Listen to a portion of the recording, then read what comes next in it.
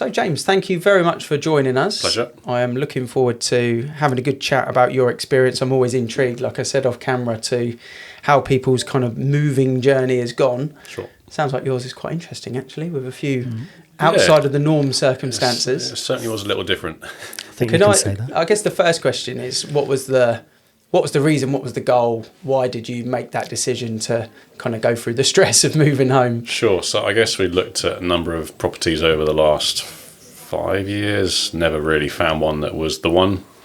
This one came up and it was let's go for it. It ticks all the boxes, needs some work, but it's definitely worth investing the stress, the money, the time to get the ideal house, I suppose. So this was the moment to go for it.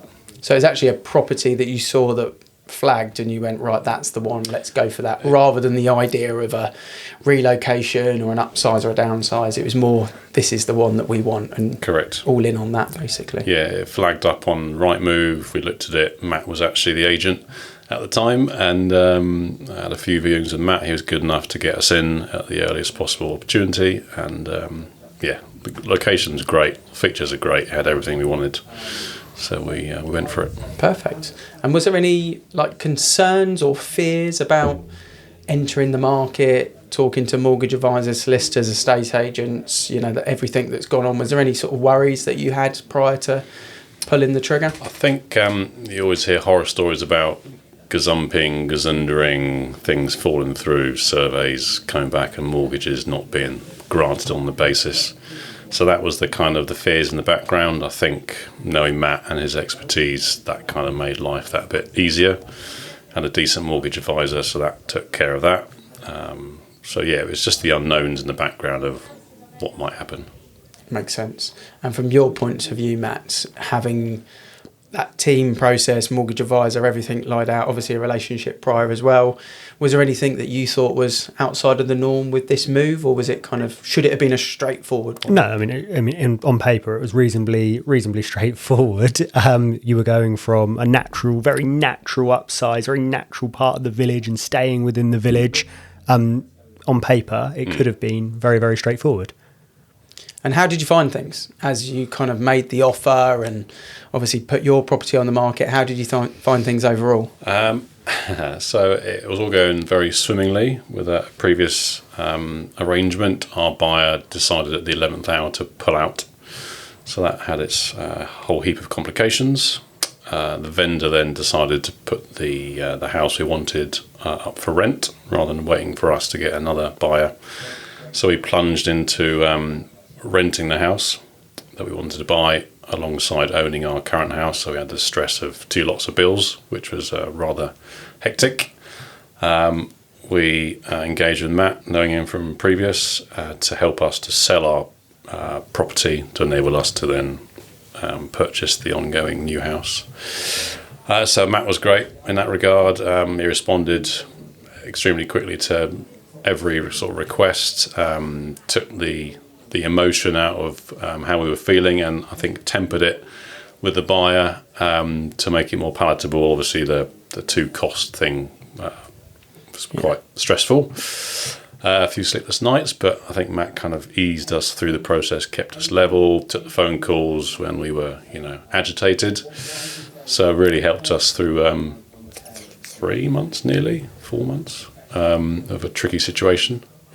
So I think the instant contactability I found immensely great. If I need to contact me in the evening or the Sunday, in fact he sold the house on the Sunday, so the flexibility working with a client who had, let's call it, time pressures and windows when I could actually contact people was invaluable. So yeah, helpful. Where was the decision, or who made the decision? Where was the idea of actually going, let's rent it? Was that something, as soon as it went up for rent, you thought about? Was that a conversation you guys had as agent to seller? Or? So when it was stalling, I had it in my head, how can we keep this deal together? And it naturally occurred that the vendor wanted to then rent it out to have some income, which I sort of understood, frustrated at the same time. They didn't want to wait for us, and me and my wife said, let's rent it. We get the house that we want on a temporary basis, gives us some time to sell our house, and the vendors were willing to entertain that. So happy ending. Yeah, just about, yeah. Although some extra costs at the same time. Certainly was, yeah. And for you, Matt, as the agent, I guess, the pressure of caring and knowing there was 2 bills effectively coming out at that point, that probably had a bit of, from your point of view, practicality, how you were talking to the buyer, I would have thought as well. Yeah, definitely. I think, but the buyer was always on the same page. They always knew what we were looking to do. From the first minute I showed them round, it was, look, this isn't standard. This needs to go through as quickly as possible. You're in a chain-free position. This house is not chain-free, but empty, and the purchase was at the point of exchange anyway. So we sort of pre-agreed it from the outset of what it needed to be.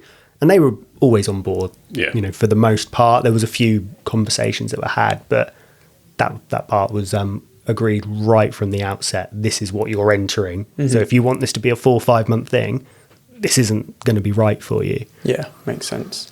Yeah, and I think from my point of view, Matt was great at unlocking the situations where things were going to grind to a halt. There was a situation on a survey, there's a situation about have they signed this and that, and the first-time buyer aspect, Matt was great at kind of giving them the knowledge and the expertise and the next steps to be able to hit these milestones and keep it moving, keep the communication channels open. So that was great. It's a big part of it, especially with first-time buyers, is trying to give them the confidence through knowledge that they know what they need to do next. Because a lot of the time I find, especially first-time buyers, they kind of sit on their hands through no fault of their own. They just don't know what they're meant to do next. So that makes a big difference. Is there anything in hindsight that you would have done different, or conversations you would have had different going back? I would say checking out the solicitor for the buyers. They were, in my mind, horrendous. Matt will probably say, well, they're probably average. But they were non-communicative, if that's the right way of putting it, and not obstructive, but not very proactive. Is this the initial buyer or the eventual buyer? Okay. Whereas we had a fantastic solicitor who Matt recommended, and he was on it all the time. So you have 2 polar opposites, and trying to kind of get in your head what's the norm was the challenge, I think. Was that a panel solicitor by any chance, or? Yeah, it was that sort of type of solicitor that I don't know exactly where they got them from, and I think, if you were asking me that question, what would I have done differently? I would have probably gone another conversation about the solicitors, but I'd never heard of them before, so I didn't know that's what they were going to be like. But we got through. Okay. We got through. We got moved. And in terms of estate agency, for us, for kind of feedback for the industry in general, you've dealt with different types of agents in this, which is great. So what's your kind of overall take on the industry now that you've done a sale and a purchase? Is there anything sort of feedback-wise for agents that may be watching this, first and foremost, that you would sort of give them listening or watching the show? I think you guys have the cutting edge in terms of marketing. So the drone footage, the kind of in-depth, what do we value in the property? That was new to me. Usually it's just, here's a description. Is that good or not? The personal contacts of the WhatsApp, that's great. Just ping Matt a message and he's straight on it. Yeah, I'm on their case.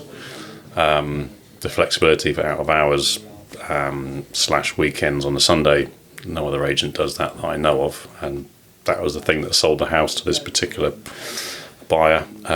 So those things are pretty key, and I guess picking up the phone and having that frank conversation when you need to about this and that. Some agents will just either not respond to you or email you, or so that client-facing personal contact is refreshing. Yeah, no, that's great feedback actually, because I think sometimes those little extra bits.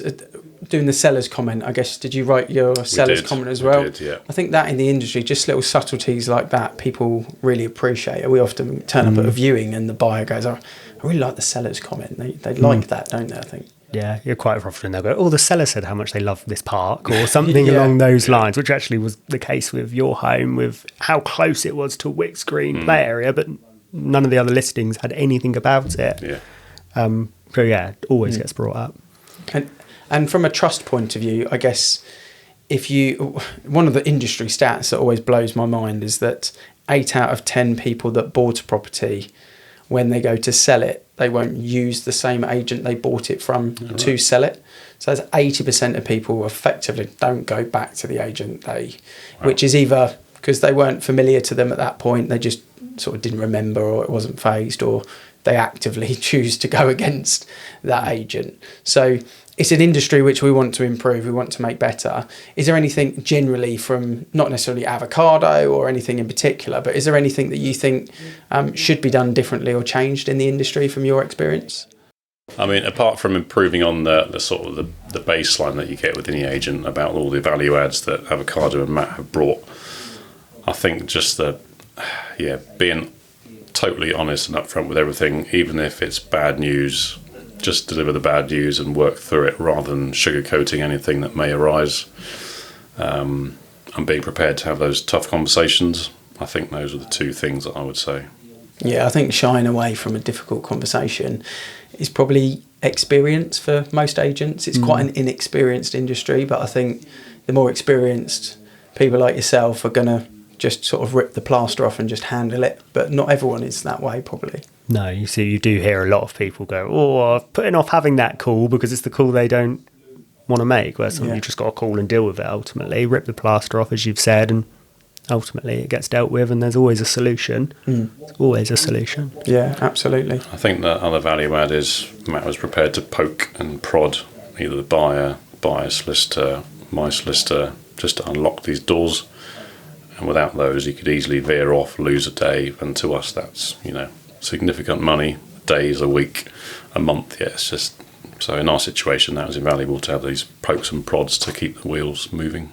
Do you think that was because Matt dealt with things from start to finish, so he sort of understood the goal, and he's dealing with you, and he's dealing with the buyer, he's doing the viewing, I think that is a very good point, Ian. The one-stop shop. He is the customer care manager / salesman / the go-to, even though Ovie's there in the background assisting, and that one point of contact I think makes a massive difference. Yeah, we felt that because the communication is and has been the number one complaint in our industry through the Ombudsman for over 30 years now, and effectively we are doing a service of communicating. So the fact that that's the number one complaint is probably why the industry reputation sometimes isn't the greatest, but that's definitely something that we, with our blueprint at Avocado, have really tried to work on to ensure that stays that way. And normally people feel that one point of contact does make a huge difference.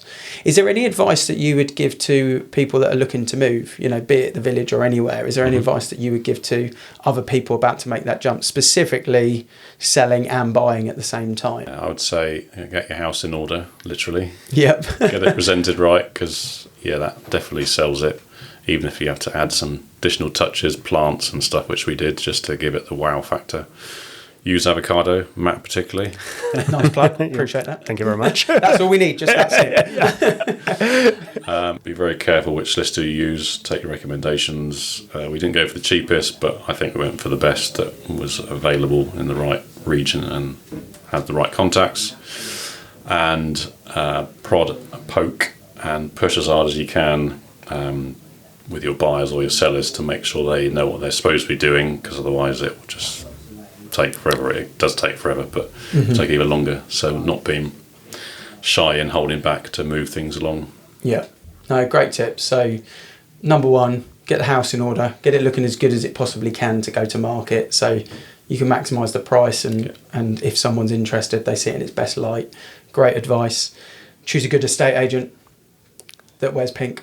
With a pink brand always helps. And then also get your team right, get your power team right, because it's a team game moving house. Certainly. You can't do it on your own, so the right expertise, it makes our life easier as well. 100%. I mean, imagine if you were both using solicitors that weren't as on the ball as the one you did use, you wouldn't have moved yet. Right? No, It's probably so the power team of everyone being on the same page is massive. Well, congratulations on getting the move done with the obstacles you had to go through as well, because I think a lot of people would have lost the dream property if they were in your situation, but you managed to look at angles to make it work. So, you know, well done on that, and well done for getting the property, and I hope you're super happy there. And thank you for us, you know, at Avocado, for coming on and sharing your experience on camera. Appreciate it. Great stuff. Thanks both. Thank you.